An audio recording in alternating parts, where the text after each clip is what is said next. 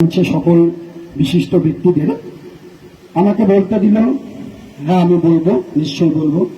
আমার যারা মামুনেরা দিদিরা অনেকক্ষণ ধরে আগ্রহ করে বসে আছে বসতের জন্য, আমার এখানে খুবই খারাপ লাগছে। আমি হয়তো মঞ্চে বসে আছি, আপনারা ফলো করছেন, আমি কনস্ট্যান্ট ঘামছি, আমার ঘাম হচ্ছে, গরম লাগছে, অস্থির লাগছে।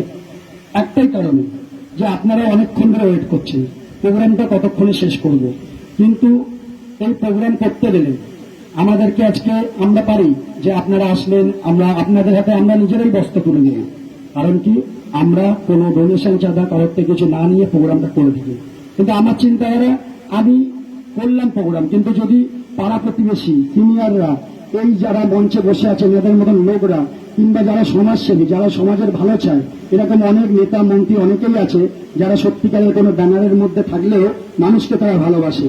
তো এরকম কিছু মানুষকে আমি ইনভাইট করেছিলাম, তারাও হয়তো আসছে, কোনো কারণে দেরি হচ্ছে। এর জন্য আমরা প্রোগ্রামটা খুব একটা শেষ করে দিতে পারছি না।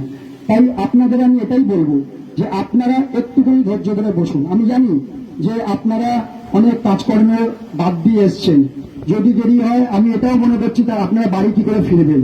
তো আমি যতক্ষণ আছি কোনো অসুবিধা নেই, আপনারা আমার বাড়িতে থেকে যাবেন, কোনো ব্যাপার না, ঠিক আছে? এগুলো আমার মনের চিন্তাধারা। ভগবান যদি আমাকে ওরকম দিন দিত, আমি ওইভাবেই হয়তো সবাইকে রেখে দিতে পারতাম, কিন্তু মন আছে, হয়ে ওঠে না, কারোর কাছে অব্দি পৌঁছাতে পারি না।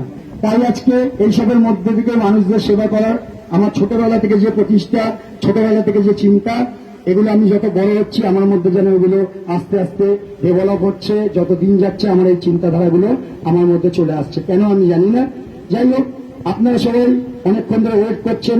আমি যারা আসতে পারেননি কিংবা যারা আসেননি কি কারণে আমি জানি না, ওনারা অনেক ব্যস্ত মানুষ হতে পারে, আমাদের এই কাজটার থেকে ওনাদের কোনো ভাইটাল কাজ ছিল তাই হয়তো আসেনি। আমি ওনাদের হয়ে আপনাদের কাছে হাত জোর করে ক্ষমা চেয়ে নিচ্ছি যে আপনাদের এতক্ষণ ওয়েট করতে হলো। যাই হোক, যেটা বলার ছিল সেটা হচ্ছে কেন আমি নিজে করি। অনেক লোকেরা বলে শম্ভু মহান্তির পয়সা আছে তাই শম্ভু মহান্তি এসব করে, তা নয়। আপনাদের এখানে সবাইকে আমার বলতে কোনো আপত্তি নেই। আমিও লোনে চলি, আমারও লোন আছে, আমারও বইয়ের গোল্ড বন্ধক আছে, তাতে কি যায়? কিচ্ছু যায় না। আমি কারোর থেকে নিয়ে চলি না, কারোর থেকে নিয়ে আর মানসিকতাও রাখি না। কিন্তু তারপরেও আমি আপনাদের জন্য করব, কারণ আমি কিছুই নিয়ে আসিনি। আমি যখন একটু ডেভেলপ হয়েছিলাম আমার মাকে আমি পাইনি, তার আগে আমি আমার মাকে হারিয়েছি। তো প্রত্যেকের মধ্যে আমি নিজের মাকে দেখি, যদি একটুখানি তাদের পাশে দাঁড়াতে পারি, এটা কিছুই না, একটা সামান্য মাত্র। এইটা একদম একটা কিঞ্চিত একটা কোনো জিনিস যেটার কোনো ভ্যালু হয়তো অনেকের কাছে নেই, আমার কাছে অনেক বড় ব্যাপার। কারণ কি, আপনি চিন্তা করুন, আমরা কি পারি সবসময় কাউকে 500, 1000, 2000, 5000 পকেট দিয়ে বের করে দিতে পারি না। হয়তো অনেকের সামর্থ্য আছে তবুও দেয় না, আর অনেকের মন নেই তাই দেওয়া যায় না।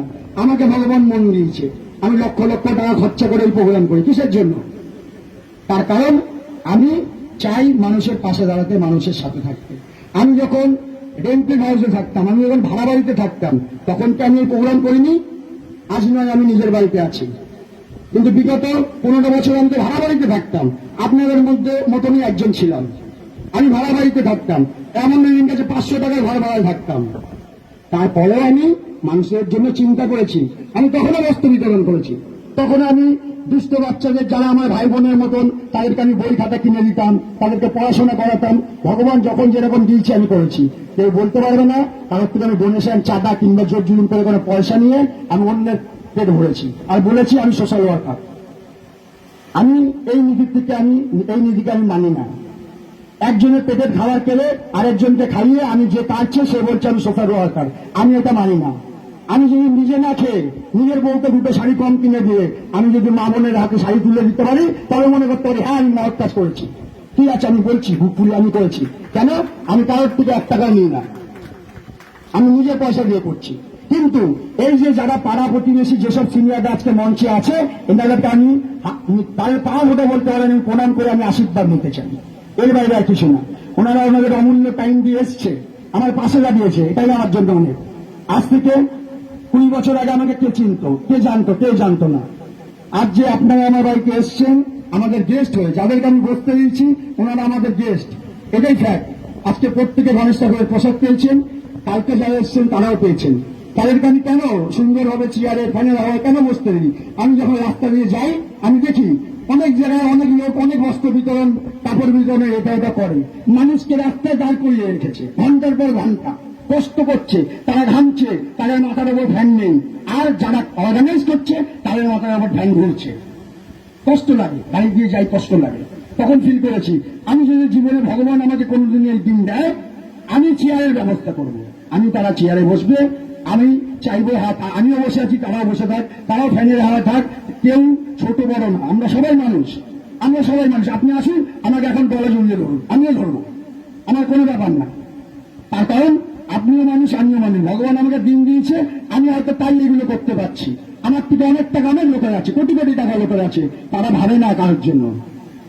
আমার জন্য জীবনে কেউ ভাবেনি, ভগবান ভেবেছে, বাবা মা ভেবেছে, আশীর্বাদ পেয়েছি, তাহলে আপনাদের আশীর্বাদ পেয়েছি। সব থেকে বড় কথা, সব থেকে বড় কথা, আপনাদের যে আশীর্বাদ, এটা অনেক বড় বড় লোকের থেকে, অনেক বড় বড় নেতা মন্ত্রীদের আমার মাথার উপরে হাতের থেকে বড় আশীর্বাদ।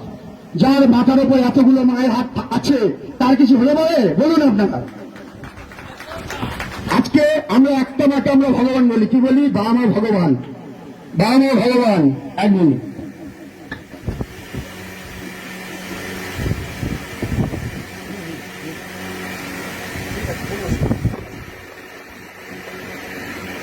আজকের ডেটে তারা আমার কাছে ভগবান। আজকে আমরা বলি বাবা মা ভগবান। আমার আমার মাথার উপর আমার বাবা মার হাত আছে, তার মানে আমার মা একজন, মায়ের হাত আছে। কিন্তু আজকে আমি বলছি আমার মায়ের উপর এতগুলো মায়ের হাত, আমার মাথার উপর এতগুলো মায়ের হাত আছে। তার জন্য কেউ আসলো না আসলো, কোনো কারণে তারা আসতে পারেনি, তাতে আমার কোনো তাপ উত্তাপ কিচ্ছু নেই। কিন্তু যারা বস্ত্র নেবে তারা এসছে, সুতরাং আমাদের প্রোগ্রাম হবে। কেউ যদি নাও আসে আমাদের প্রোগ্রাম হবে। আমি যদি ভবিষ্যতে এখানে প্যান্ডেল নাও করতে পারি, আমার বাড়ি থেকে আমাদের প্রোগ্রাম হবে। আমি যতদিন বেঁচে আছি ততদিন গায়ে রক্ত বিক্রি করে এলো আমি এই প্রোগ্রাম চালিয়ে যাব। এটা আজকে আমি আমাদের সত্যি কথা দিচ্ছি, এটা কথা দিলাম আমি। এটা অনেকে চাই বন্ধ হয়ে যাক, কিন্তু আমি চাই যদি এই পুজোর মাধ্যমে তাদের পাশে দাঁড়াতে পারি, এটা আমার কপাল। আমি কিছু নিয়ে আসিনি, কিছু নিয়ে যাবো না, কিন্তু এই যে সবার পাশে আছে এটা আমার খুব ভালো লাগে, খুব ভালো লাগে, মন শান্তি লাগে, রাতে আরামসে ঘুমাই। কিন্তু এমনও বছর গেছিল, আমার ওয়াইফ জানে, আমরা চিন্তা করছি কি গো এবছর বস্ত্র বিতরণ হবে না, টাকা নেই, ব্যবসা নেই, কিছু নেই। সে বছর আমরা গোল্ড বন্ধক দিয়েছিলাম, আজও আমার মনে আছে, আমরা সোনা বন্ধক দিয়েছিলাম, কাউকে বলিনি। আজ কেন বলছি? আজ বলার কারণ আছে, অনেক মানুষ আছে যারা আমাদের এই কাজগুলোকে বন্ধ করে দিতে চায়। কারোর থেকে আমি পয়সা চাইনি, টাকা চাইনি, কি তাদের প্রবলেম, কি তাদের অসুবিধা, একটা কণ্ঠ তারা রোধ করে দিতে চায়, একটা প্রোগ্রাম মানুষের কাছে জানানো তারা স্তব্ধ করে দিতে চায়। কেন? এই ছেলেটা রাজনৈতিক নয়, একে এইসব করতে দেওয়া যাবে না, কিংবা এই ছেলেটা অন্যায়ের সঙ্গে থাকে না, একে এইসব করতে দেওয়া যাবে না। কিন্তু আপনারা যদি প্রতি বছর বছর আসেন, এই প্রতি বছর বছর এই প্রোগ্রাম চলবে, কেউ বন্ধ করতে পারবে না, সে যেই হোক। স্বয়ং ভগবান যদি চায় সে ছাড়া আর কেউ বন্ধ করতে পারবে না, মানুষের মধ্যে সেই ক্ষমতা নেই। আমার একটাই উদ্দেশ্য, একটাই কথা, আমরা সবাই মানুষ, মানুষ সেই যার মান আছে আর হুঁশ আছে। সবাই তো বলি বড় বড় জামা প্যান্ট পরি, ভালো জামা কাপড় পরছি, বড় বড় গাড়িতে ঘুরছি, সবাই বলছি কি গো ওরা তো বড় লোক, ওরা তো অনেক পয়সা, তা নয়।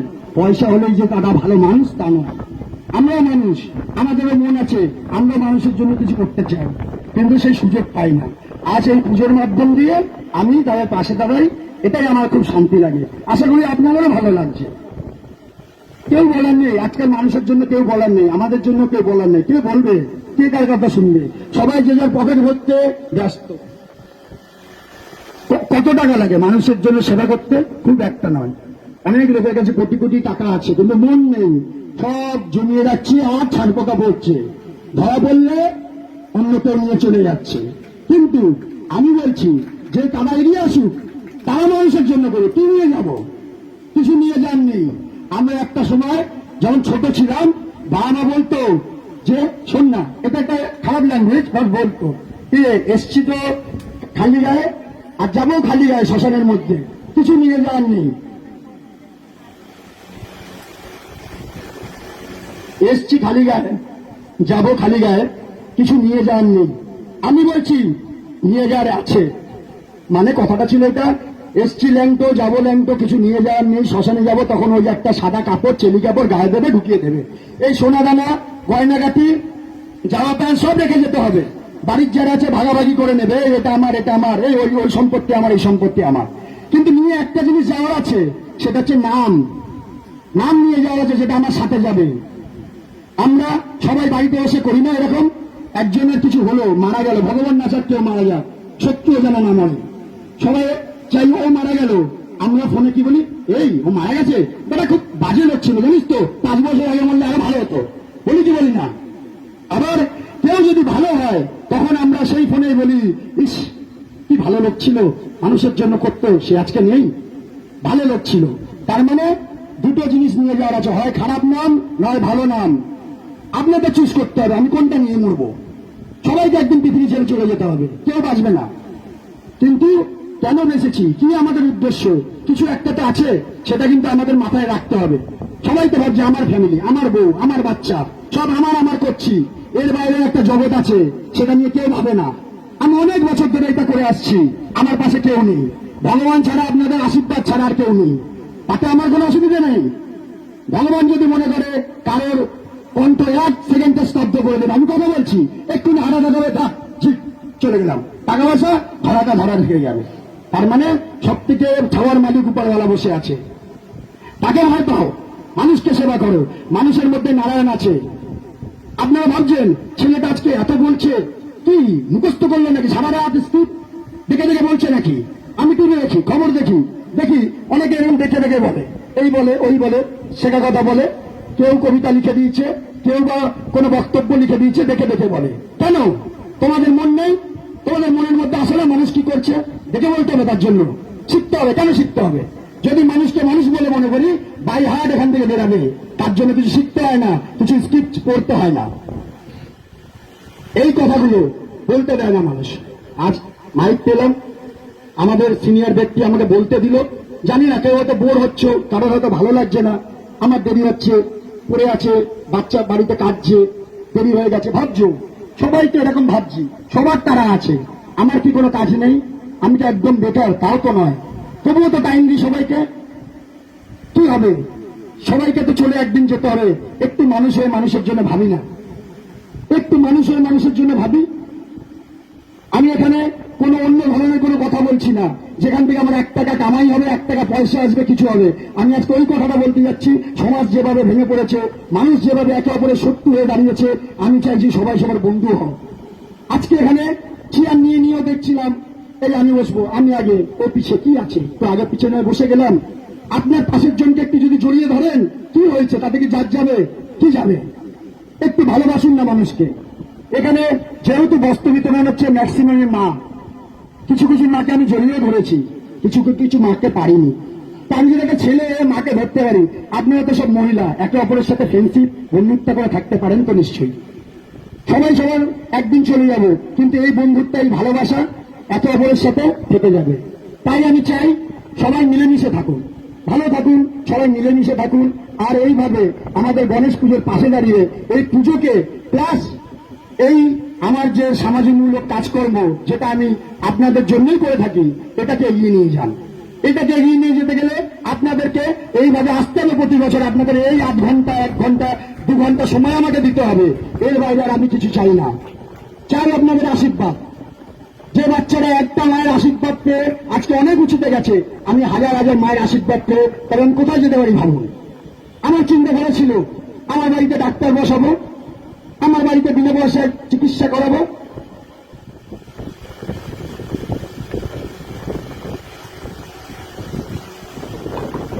কিন্তু হয়ে ওঠে না।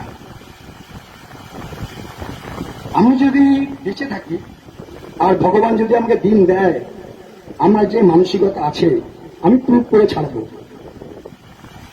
আমি মানুষ হয়ে মানুষের পাশে দাঁড়াবো, মানুষ হয়ে মানুষের সাথে থাকবো। কষ্ট লাগে, অনেক লোক আছে যারা ধর ট্রিটমেন্ট করাতে পারে না, ভালো জায়গায় যেতে পারে না, তাদের বাচ্চাদের প্রবলেম, মাদের প্রবলেম, আমি পারি না তাদের পাশে দাঁড়াতে।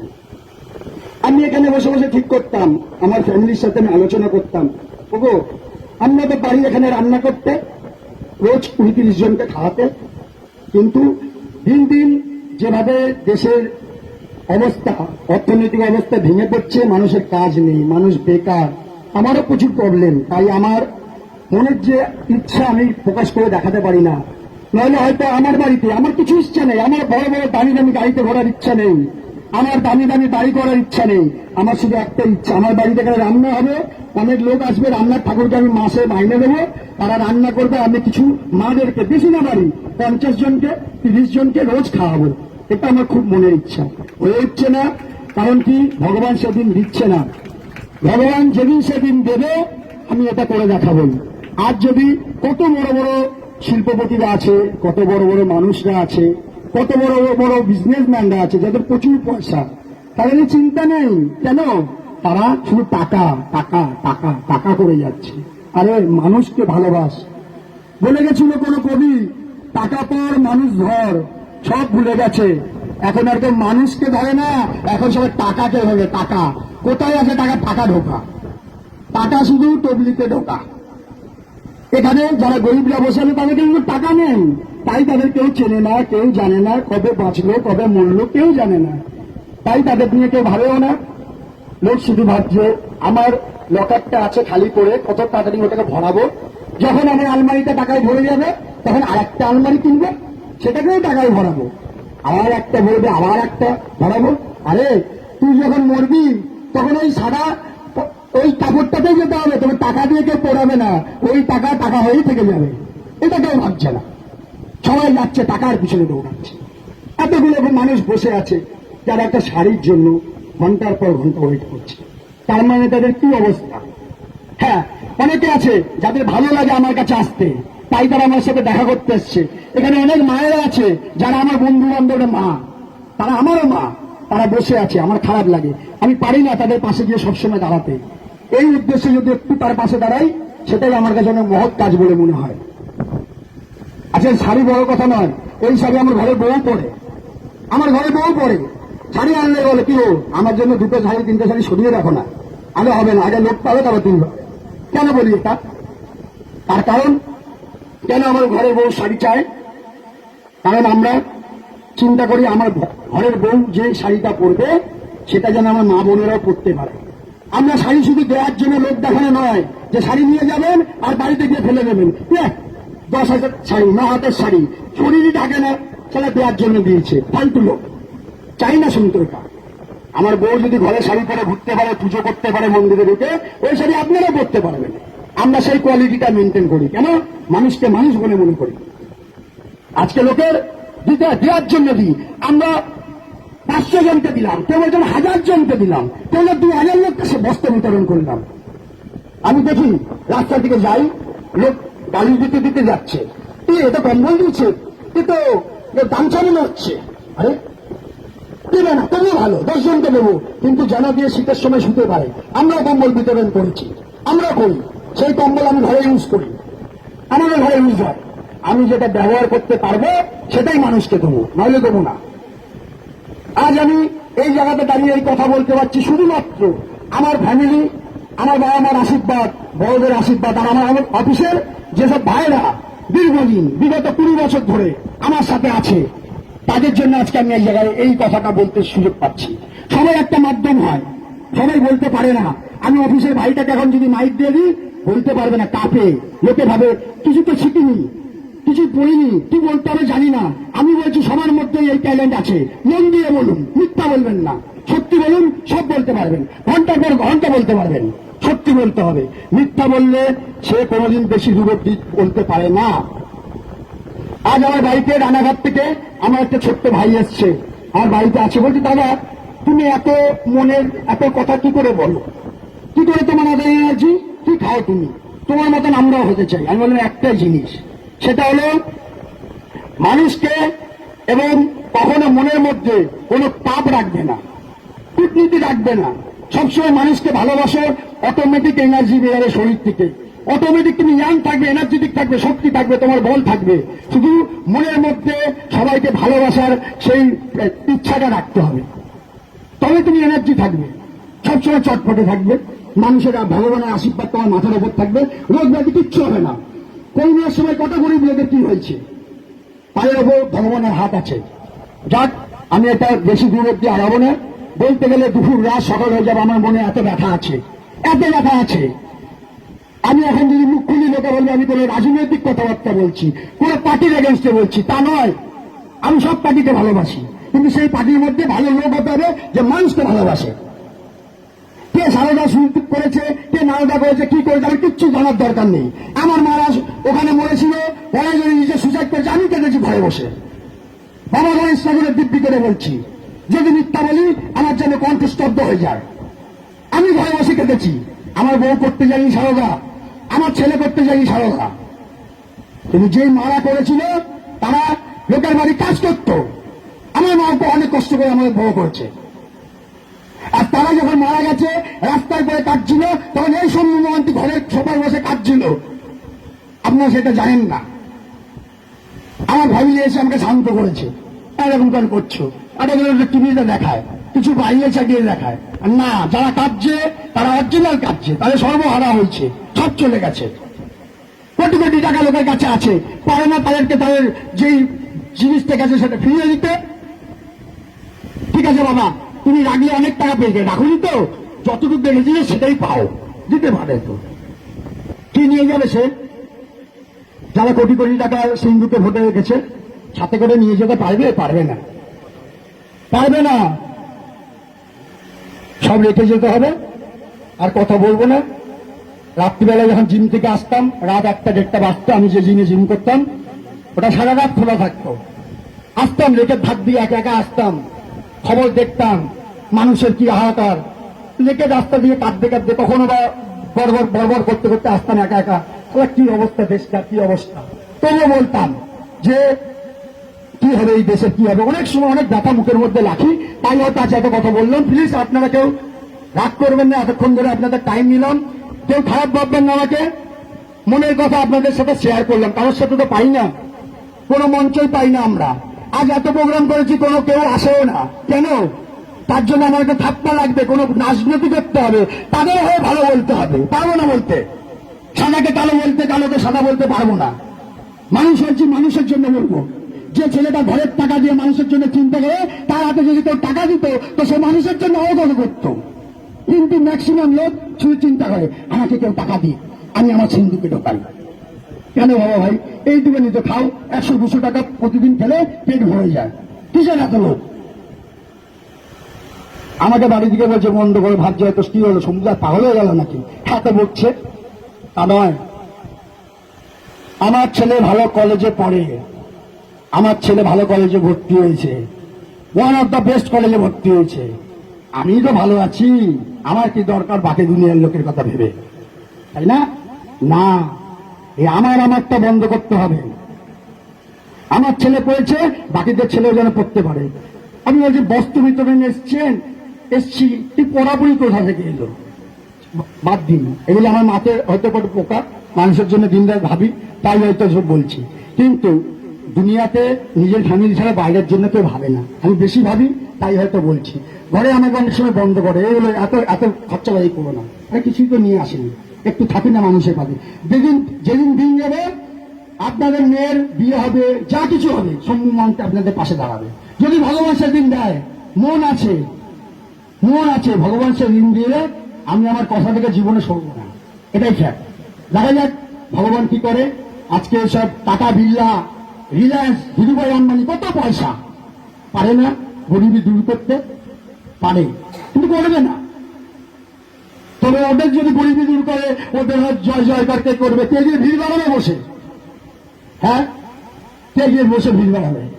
লোককে চাকরি দেবো, চাকরি দিলাম, তার জন্য আমার যখনই যেখানে প্রোগ্রাম হবে সে ভিড় বাড়াবে। আমি তো বলবো, এই যে বস্ত্র দিলাম, কালকে না আমার না ছেলের, আমরা একটু বেরাচ্ছি রাস্তায়, আপনাদের পিছনে আসবেন তো? কেন? সবার কাজ আছে, তুমি তোমার কাজ করো, ঘরে বসে আশীর্বাদটা দিও, তবেই হবে, বাদ বাকি আমি বুঝে নেব। জিনিস দিলে আমার পাশে এসে ভিড় বাড়াতে হবে। বাদ দিন, যেটা বলছিলাম, অনেক কথা আছে, এরকম রাজনৈতিক দিকে ঢুকে যাবো বলে লাভ নেই।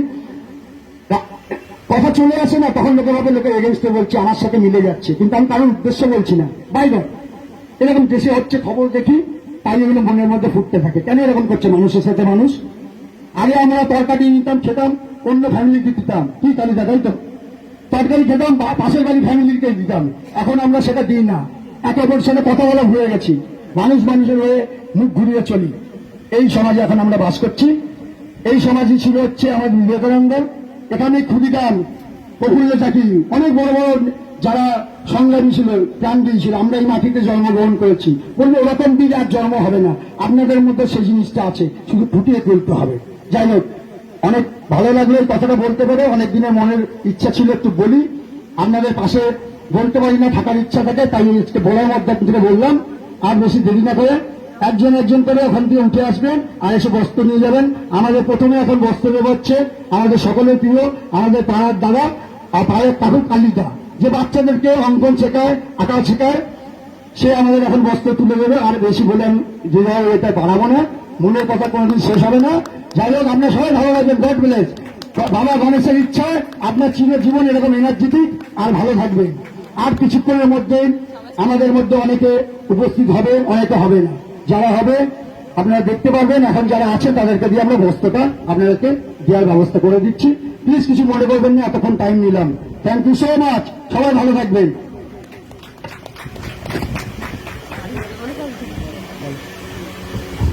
এতক্ষণ মঞ্চে বেশ কিছু মূল্যবান কথা বললেন শম্ভু মহান্তি। ওনার এতগুলো কথার মধ্যে আমরা শুধু একটাই বুঝেছি, উনি বলতে চেয়েছেন মানুষের পাশে থাকো, মানুষের কাছে থাকো, আর মানুষকে ভালোবাসো। বস্ত্র তুলে দেবেন শ্রী কালীপদ নন্দী মহাশয়।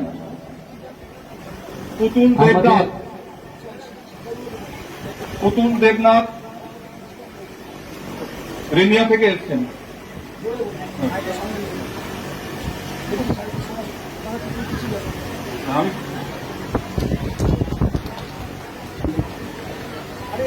রেনিয়া থেকে এসছেন পুতুল দেবনাথ, ওনার হাতে বস্ত্র তুলে দিলেন।